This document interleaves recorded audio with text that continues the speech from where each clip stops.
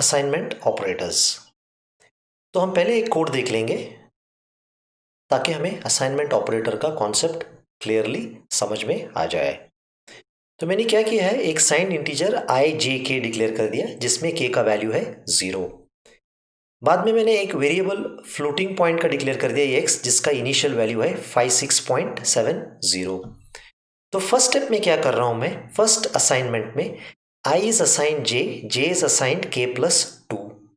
Assignment जो operator है right to left evaluate होती है, यानी पहले के प्लस 2 होगा। के क्या है 0, 0 प्लस 2 क्या होगा 2, 2 का वैल्यू जे में चला जाएगा, तो यानी जे बन गया 2 और आई भी बनेगा 2। तो अगर आप आई और जे का वैल्यू यहां प्रिंट करते तो आई भी प्रिंट होता 2 और जे भी प्रिंट होता 2। अगला स्टेप पे मैं क्या कर रहा हूं, x का वैल्यू जो 56.70 है वो टाइप है फ्लोटिंग पॉइंट। मैं उस वैल्यू x को i को दे रहा हूं, यानी i को असाइन कर रहा हूं। x यानी एक फ्लोटिंग टाइप या फ्लोटिंग पॉइंट टाइप एक्सप्रेशन है। तो जब मैं 56.70 को असाइन कर रहा हूं, ये क्योंकि right side integer data type है, ये फ्रैक्शनल पार्ट 0.70 चला जाएगा और सिर्फ 56 कॉपी होगा i में। अब मैं क्या कर रहा हूं, i को शॉर्टकट ऑपरेशन थ्रू बढ़ा रहा हूं। i जो 56 था, 56 प्लस 20 यानी 76 i को वापस कॉपी होगा। i का नया वैल्यू होगा 76। अब अगर हम देख रहे हो i is assigned j plus in the bracket k is assigned the value 2। इसमें थोड़े कॉन्सेप्ट समझना जरूरी है। अगर मैं k is assigned the value 2 को ब्रैकेट में नहीं डालूं, जब आप कंपाइल कर रहे हो आपको मैसेज आएगा error L value required during assignment.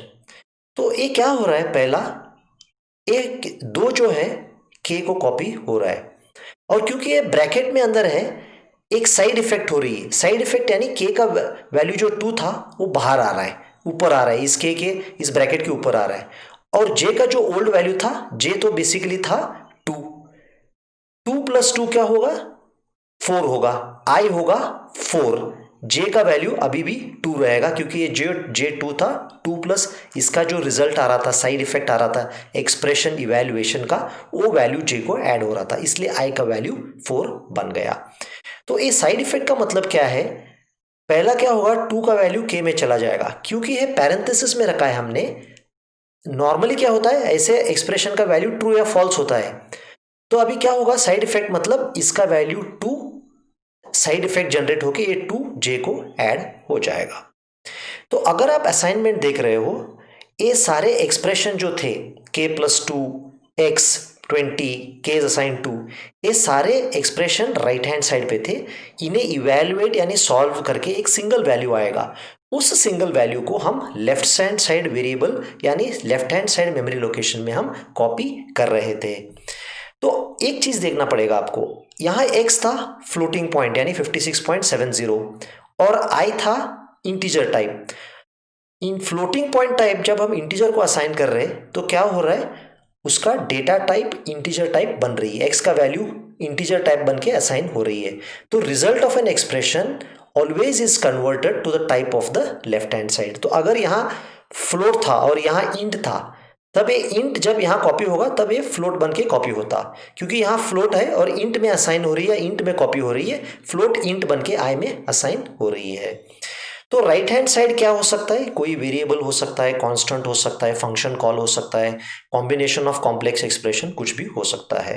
लेकिन सबसे महत्वपूर्ण चीज है associativity of assignment operator right to left है। थोड़ी चीज आपको ध्यान रखना जरूरी है। तो अगर आप समझ लीजिए आपने ऐसे वेरिएबल डिक्लेयर कर दिया int i is 2 j is 3। अगर आपने ऐसे कर दिया, इसको शॉर्टकट असाइनमेंट कहते हैं, i is assigned equal to और असाइनमेंट j प्लस 6। ये ऐसा नहीं होगा, i इंटू जे प्लस 6 नहीं होगा।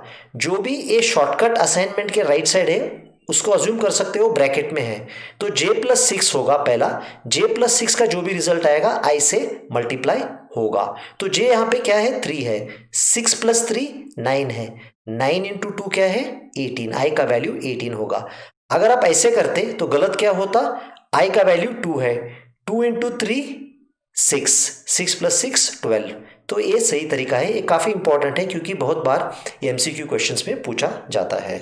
तो अभी मैं आपको सिर्फ एक ब्रीफ ग्लांस दिखाऊंगा जो शॉर्टकट असाइनमेंट ऑपरेटर्स है। ये तो सिंपल नॉर्मल असाइनमेंट ऑपरेटर है।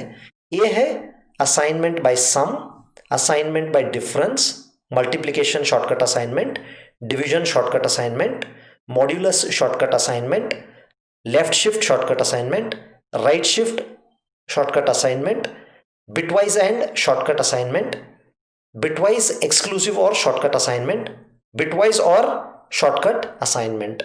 तो इस ऑपरेटर से आप आपका प्रॉब्लम सॉल्विंग यानी एक्सप्रेशन इवैल्यूएशन कर सकते हैं। ये असाइनमेंट ऑपरेटर काफ़ी इंपॉर्टेंट है और बहुत ही आप इसे यूज़ करोगे। इसका एक चीज़ ध्यान रखना पड़ेगा, इसका प्रायोरिटी यानी प्रेसिडेंस सबसे नीचे है, सिर्फ इससे नीचे एक ही ऑपरेटर है, वो है कॉमा ऑपरेटर।